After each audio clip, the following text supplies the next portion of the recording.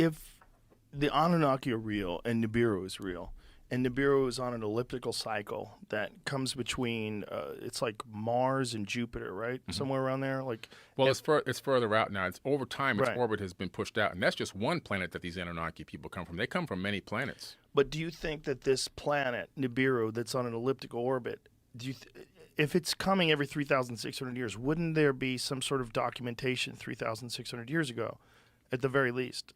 Well, you have to look for geological disasters as marker points. This object, this Nibiru planet, which is mentioned, by the way, in the Enuma Elish, it's not a fabricated name, just so people know that's a real name. In the Enuma Elish, the oldest version of the Enuma Elish, it says Nibiru as one of the planets.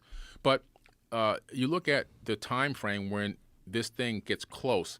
It orbits another planet, another star. So it orbits a brown dwarf star. This brown dwarf star has the same amount of mass as our sun, but it's much smaller, right? But it generates enough heat through friction and its orbiting planets. You can see it in 2-mass infrared mode coming out of the constellation of Leo if you go to a worldwide telescope and download the software and all of that. But the fact that modern science now admit that there's an object out there that they say orbit our sun every 4,200 years, right? Now that's Corey Powell from Discovery Magazine. He's a real astronomer, been on Fox News. He said that on Fox News. If I can find the clip, I'll send it to you, matter of fact. And so what's happening is we are seeing evidence that there is something out there that's orbiting our sun, and that our sun is a binary star system.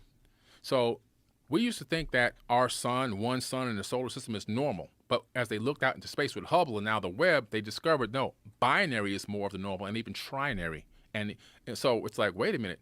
If binary is normal, so they started looking for this object that gravitationally should exist, and they believe that it's out there far beyond the orbit of Pluto, and that Corey Powell says a solar system exists within our solar system. And he goes on to say, we come from there on Fox News, which was just crazy.